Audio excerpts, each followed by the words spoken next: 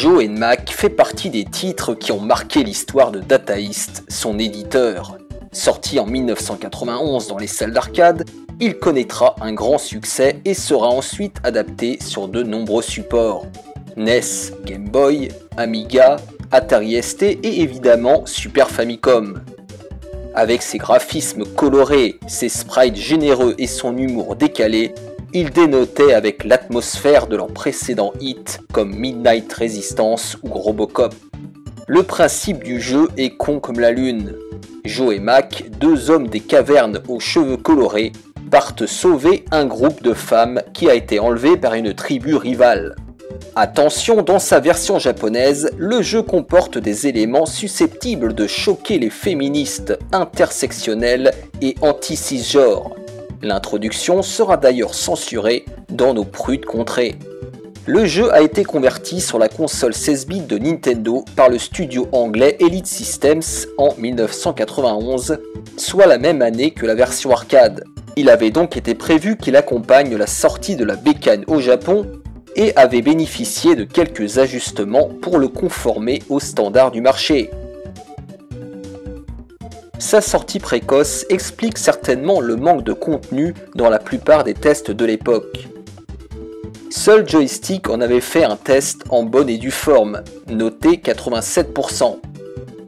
Joe et Mac est un jeu qui à coup sûr vous amusera, et comme les occasions de rire se font de plus en plus rares, il faut savoir en profiter. Dans Player One, pas de note, mais ce commentaire en guise de conclusion. Seule la jouabilité n'est pas toujours précise, c'est un peu brouillon et difficilement jouable à deux. En tout cas, c'est un jeu vraiment marrant qui plaira énormément aux plus jeunes d'entre vous. Dans Console Plus, enfin, on l'avait sélectionné parmi les 10 jeux essentiels de la Super Famicom. Un très bon jeu qui aurait été parfait avec un meilleur contrôle. Un beau jeu, mais au contrôle déficient. En ce qui me concerne, ce n'est qu'après avoir testé la version arcade plusieurs années plus tard que je me suis rendu compte des ravages. Commençons par le plus évident, les graphismes. Joe et Mac a beau être un jeu première génération, il n'a rien perdu de sa superbe. C'est coloré, les décors sont variés et les sprites, surtout ceux des boss, sont énormes. Joe et Mac étaient connus pour ses boss gigantesques, et cette version Super Famicom fait honneur à sa réputation. Malheureusement, l'animation n'est pas toujours au top, nos héros ont perdu quelques frames, ce qui leur donne une démarche un peu étrange. Ensuite, le scrolling est assez mal conçu et on se retrouve souvent avec un personnage décentré sans la possibilité d'anticiper correctement les attaques ennemies. C'est un vrai problème qui vous fera parfois perdre des vies bêtement. Cela nous amène au gameplay. Sans être injouable, Joe et Mac souffrent de plusieurs maux. Déjà, le jeu a été amputé de la faculté de charger son arme pour sortir un coup plus puissant. Aberration, car cela donnait une vraie subtilité au gameplay. Mais ce n'est pas fini, il n'est désormais plus possible de tuer les ennemis en leur sautant dessus. Cela modifie totalement le feeling du jeu. On sent que le jeu a été maladroitement orienté vers un style plus plateforme-aventure avec l'apparition d'une world map à la Super Mario World.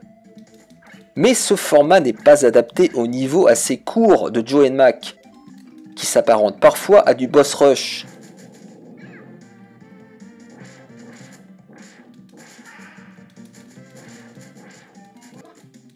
Et cette fois, impossible de sélectionner son parcours, il faut se taper tous les stages à la suite. Et ce n'est pas l'ajout de quelques niveaux bonus cachés qui compensera cette absence. Mais il y a pire avec la hitbox qui brille par son flou artistique. Aborder les ennemis devient trop souvent une source de stress dans ce jeu. Il faut toujours tout anticiper, car il ne faut pas compter sur la précision des contrôles en cas de débordement. Et puis difficile de ne pas parler des sauts bien trop imprécis, qui rendent les séquences de plateforme pénibles. Alors bien sûr, avec de l'entraînement, on finit par s'y faire, mais ce n'est pas une excuse. Et pour finir, je pourrais mentionner les combats de boss beaucoup trop longs.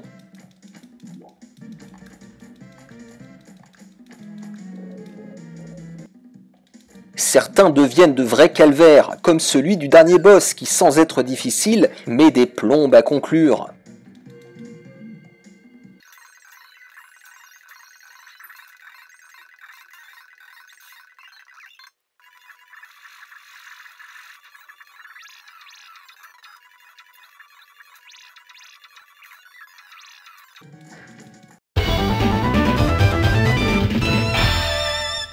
Versus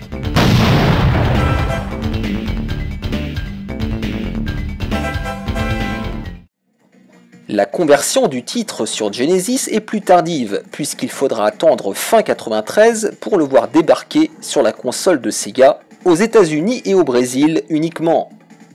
Développé par Eden Entertainment Software et édité par Takara, cette version affiche sa supériorité dès les premières minutes de jeu.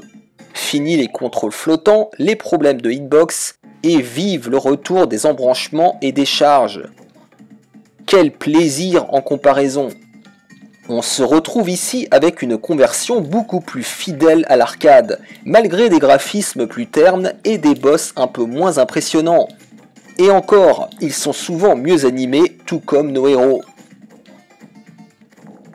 Bref, cette conversion écrase celle de la version Super Famicom. wins!